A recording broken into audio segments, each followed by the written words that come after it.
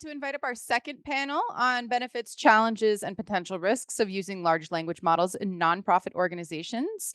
This panel will be moderated by Claudia Orellana. Nope, I did it wrong. Say it for me one more time. Orellana Rodriguez. She's from the ABW team. Claudia is a scientist and engineer whose work leverages the power of machine learning, natural language processing, social network analysis, and opinion mining to unveil patterns of engagement, attention, and influence on the digital era. She is also a researcher and lecturer at the University of Amsterdam. Joining Claudia is also Konstantina Andronikou, a consultant and natural language processing engineer at Cmotions. Through her background in linguistics, she's discovered the fascinating world of computational linguistic and text mining. Ooh, that was a tough one. We also have Marc Salomon, the dean and professor at the University of Amsterdam, Amsterdam Business School. Marc is also the founder of the MBA in Artificial Intelligence and other programs merging business and AI analytics, with research focused on large language models and ethical AI use. And last but certainly not least, we have Jacopo Margutti, data scientist at 510 and initiative of the Netherlands Red Cross. Jacopo develops and implements AI machine learning components in 510's products and services, while also conducting trainings and lectures on AI, data analytics, and information management in emergencies. And I bought just enough time to get everyone's mics on. So I will now hand it over to Claudia.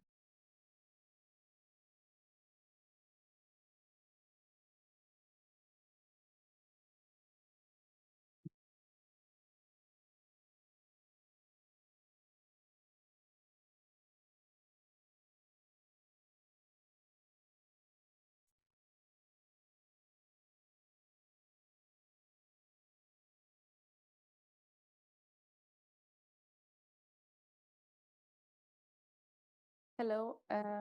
So thank you everyone for being here, and thank you to my panelists. I'm really happy that you could make it here today. And I think we couldn't get away of discussing this topic today.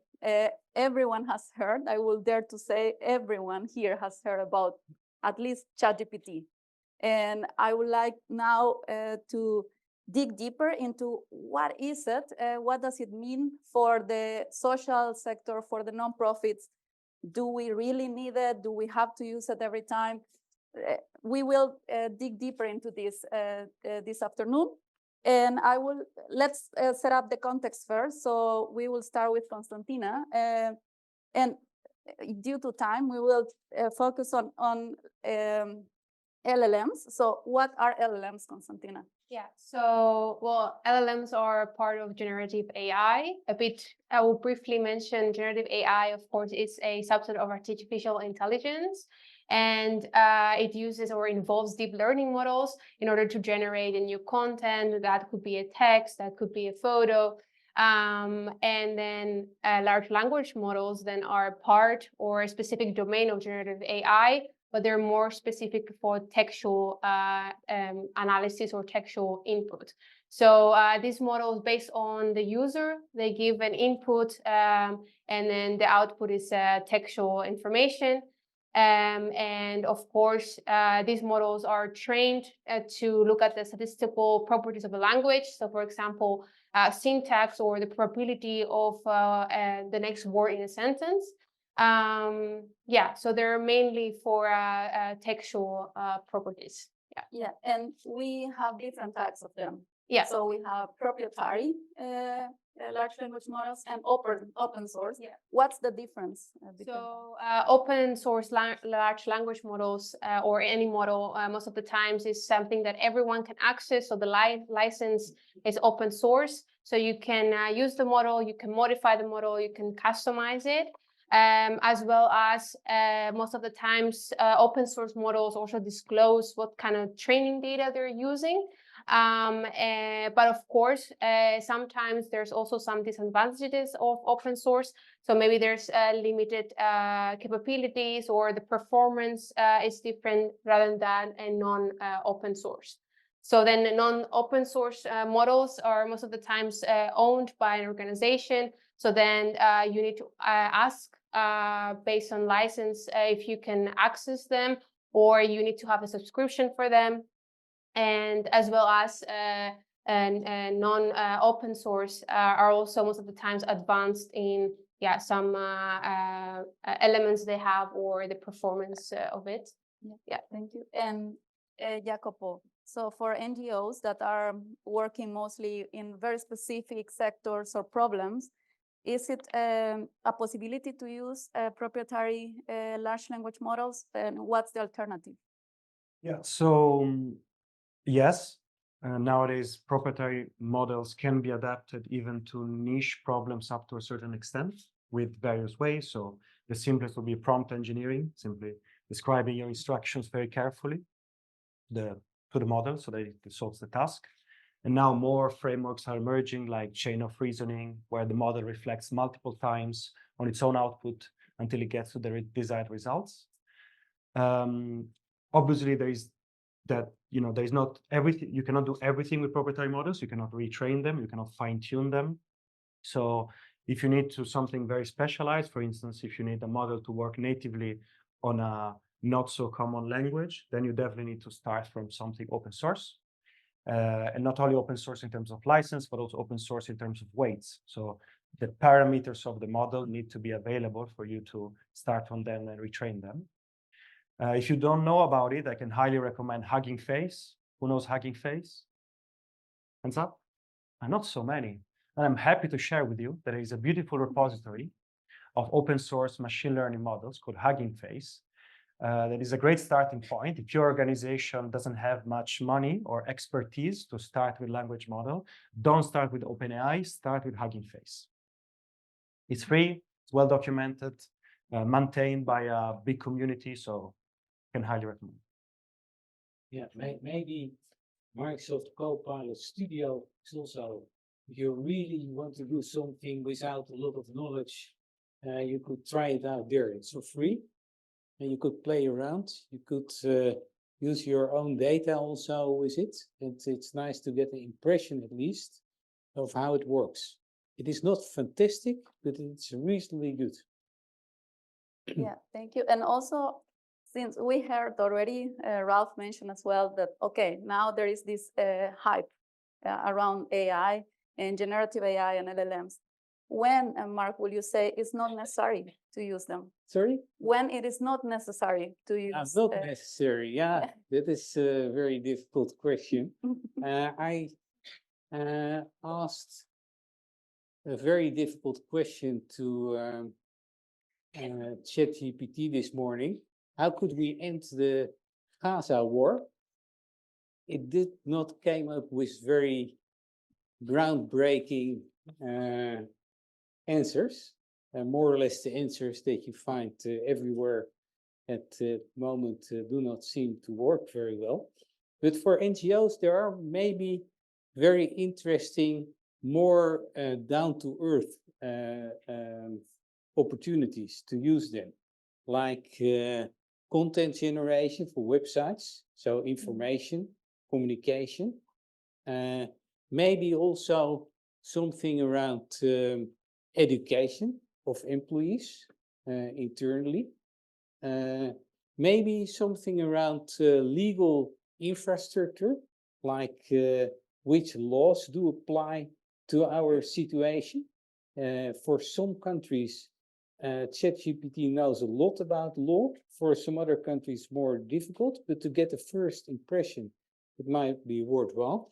Also a little bit maybe as a coach, like how should I react to this and this? So it is very nice, I think, as an NGO to make a list with all kind of possible applications and then see how it could work and which application could add most value for the NGO. Yeah. And it would be nice to go through such a process for every NGO and see where the opportunities are. And sometimes, yeah, the benefits are not very big. Some questions are still too difficult. Yeah.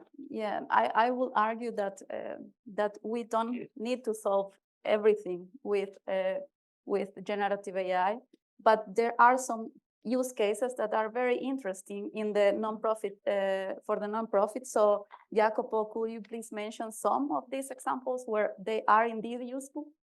Yeah, I mean, I have a personal favorite. There's this big movement in the humanitarian world, which tries as much as possible to move away from the old way of working, which is we go in with the trucks full of goods that we think they need, and we just throw them at people and run away when the money's over, towards a different model in which, first of all, we actually ask people what they need, and we provide what they ask us to provide and not what we think they need. So communication with people assisted. And that's where obviously language models, they do brilliantly. Language models can help streamline communication with people. They can help diffuse information. They can answer questions about the programs of humanitarian organizations. There are many things that you need to be careful with when you're talking directly to people, but at the same time, there's great potential to really have this dialogue with people that organizations serve and not just, as I said, come in with preconceptions on what we're supposed to do.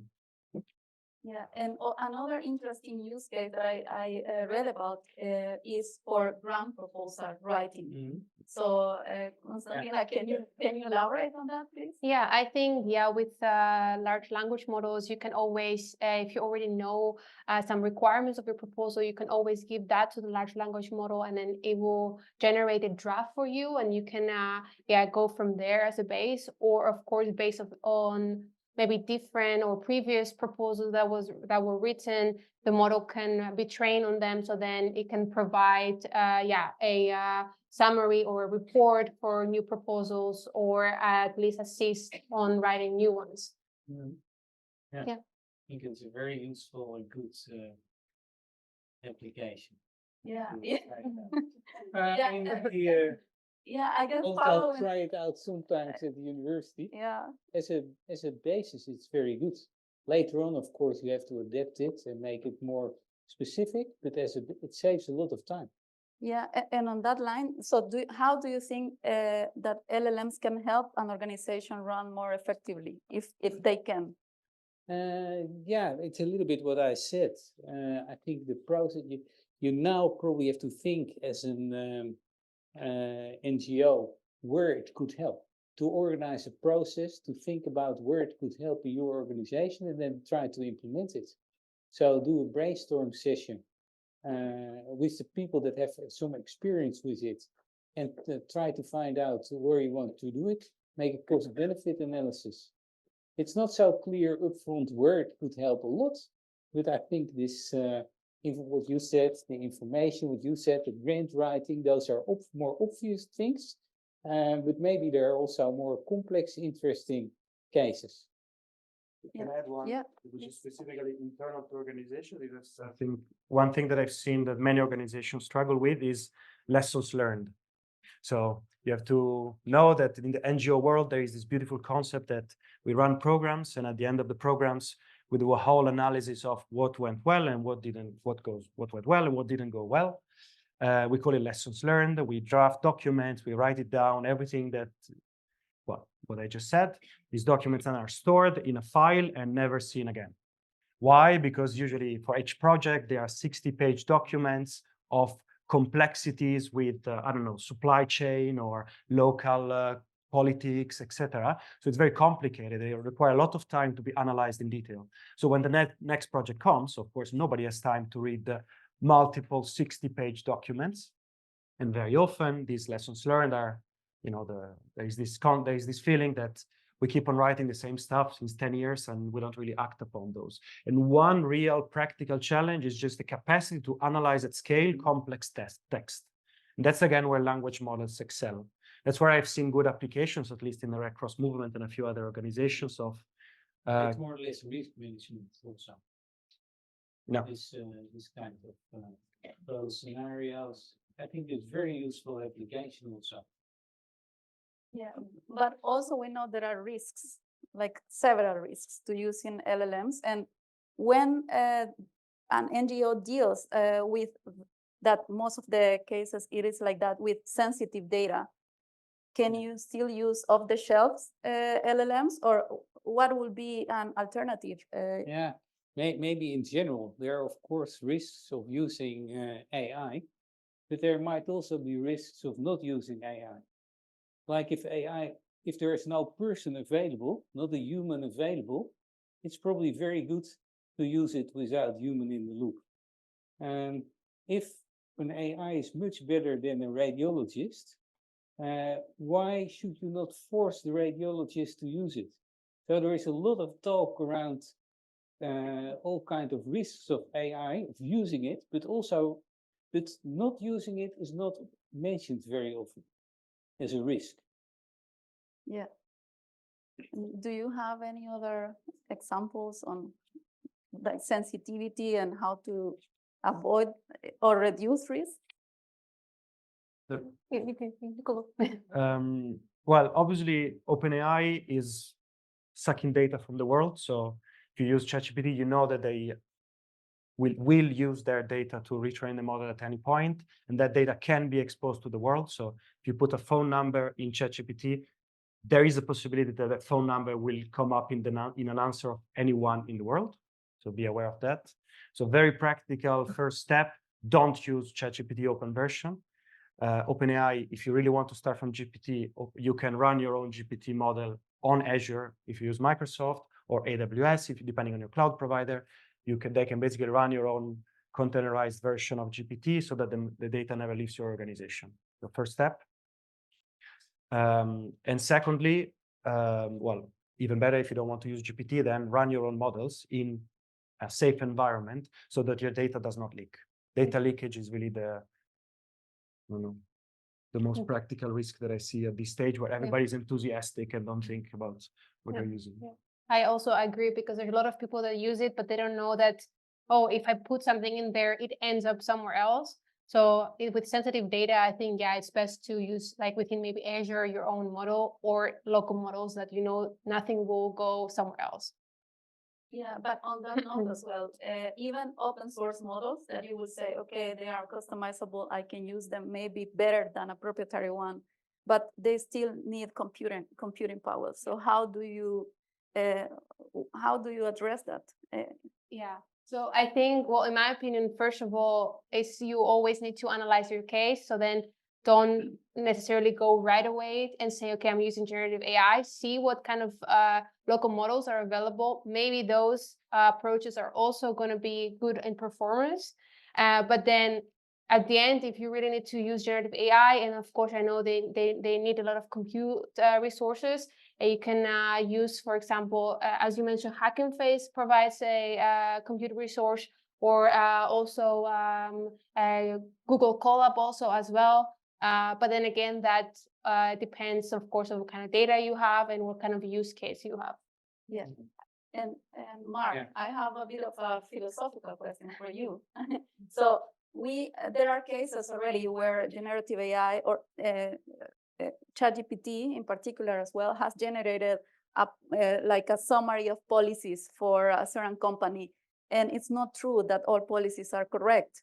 Who is to blame then for the content generated? Do we blame the human? Do we blame? I think there are two sides of this problem. One is probably a legal side. That is not so easy. That depends also on the contracts that exist, also on the jurisdiction. Maybe I think in Japan they have done some work on it. I think also in the US. And there is, of course, the ethical question. Like, if you provide it, should you be held responsible for it? That's different from legal. Legal, it could be that the supplier of the so yeah, it's a very difficult thing, and you have to ensure in some way that the answers are correct, either by a human view or review, or maybe use several models in parallel, or other methods maybe that could check things automatically. Yeah. But I think this is a problem or a question that will in the future probably be answered by all legal court cases that are Yeah. coming up. Yes, and another thing that's happening as well is that large language models are not free from bias.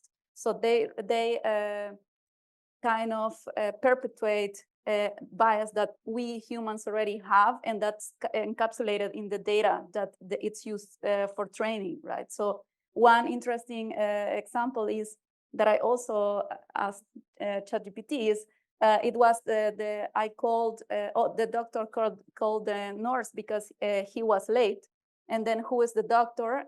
Or it's always the male, the doctor, and then the nurse is always female. And it will, even if you change the sentence, it will always point out that the nurse is female. So, Jacopo, how would you say if or Konstantina or anyone, how will you say it's? Is there any way? What would be a way to at least minimize or reduce bias, if possible? Well, in my opinion, it always depends on the training data. So then you cannot really, you can maybe do a bit of, if you want to avoid this, and you can maybe train your own model on a specific data that you think is not biases. But most of the models that are available at the moment are trained in quite a lot of data that includes biases. So it's a bit difficult to say to exclude these instances. I agree. Maybe I don't know, the only practical suggestion, if you have an idea of the bias that you're thinking about, so if it's gender or ethnicity, if you know the bias that you're looking for, you can explicitly somehow program it in this, after the model generates an output, you can have it reason on the output itself to make sure that those biases are not present. I don't know, I know in LangChain, there's a framework to do this. It's called constitutional chain. You can ask the model to reflect whether a message is racist, is violent, is etc. So that's just the model reflecting on itself. It doesn't give you, it's not a guarantee, but again, yeah, it's better than nothing. Yeah. So we have 5 minutes left. I have more questions, but in case I would like to open the floor. If you have one question that you would like to ask, maybe from your particular cases or a doubt that you have, please feel free now to ask. Yes, Pravati. You already covered one of the main challenges, which is bias. Let me escape that. But another challenge specifically in the nonprofit sector is that LLM models tend to be like black boxes. The explainability is a bit low. Like, do you see in your use cases this being very important, or is it a challenge that you think is solvable? That yeah, you do not really, you are not yet able to explain why certain answers are given, right? Or is it not at all a problem in the sector? It is to Jacopo. Sorry.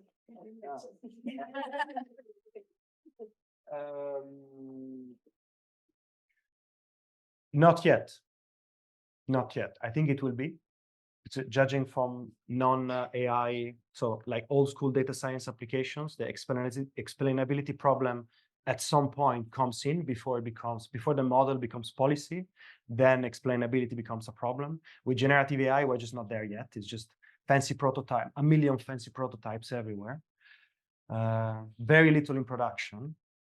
And I think now what goes into production is out of just burst of enthusiasm. I think the explainability problem will come sooner or later, together with maturity, like just general maturity of the society towards this kind of technology. But maybe also explainability is not so important everywhere. Like I spoke to Bram van Ginneke, he's a radiologist, and he has done his whole life research about AI in radiology. And he's saying, yeah, the algorithms are now much better than most radiologists. And he said, yeah, for some of these algorithms are very complex. We cannot explain them, but they perform better. How important is then that we spend so much time on the explainability? You could say from a scientific point of view, it's probably disappointing, but if they perform much better, so yeah, it's a question, I think. But this is the cultural standpoint, which I agree with, Yeah. by the way. But Yeah. it's a pragmatist approach. Yeah. And I think many cultures, Yeah. they're not, they just don't share that view on Yeah. problem solving, I would say. Yes, Daniel. Oh, Britt, you had your hand up first. I also have quite a light voice, so. Give it a shout. So large language models tend to have quite a high energy use, like some models use as much energy as charging your phone for just one query. So I was wondering to what extent do, especially NGOs who often focus on like climate change and energy transition, want to use these models when also this impact is one of the issues. I think for Jacobo.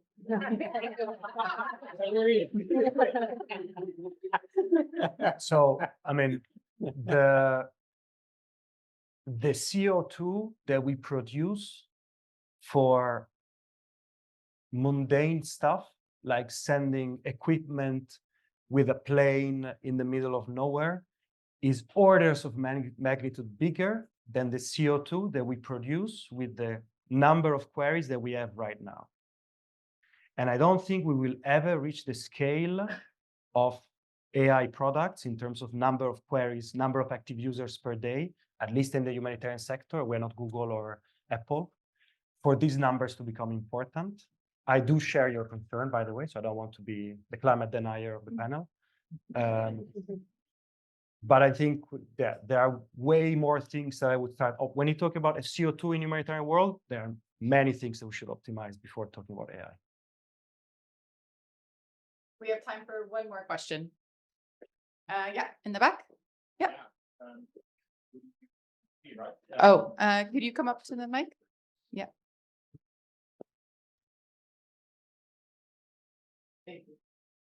I have actually a very simple and a brief question, but I understand your story, all very interesting. But what if you're from an organization that is definitely a nonprofit or an NGO, but also very small? Do you see any possibilities to implement large language models effectively within a small NGO with an overhead of, let's say, 5 to 10 people? Yeah, it's maybe I say a few words about it. I mean, we are here at the university, and there are many students that want to do thesis projects, master thesis projects. And I think for smaller NGOs, it would be very nice to try opportunities out with those students. And we are very happy. Nick is running our Analytics for a Better World research area and also education. And we had some very fantastic presentations from Zero Hunger Lab. They are very much willing to provide this help and let students first try it out before spending lots of money on it. And of course, sometimes you have to pay a little bit for the infrastructure that you use. The more secure the infrastructure is, the more expensive it will be.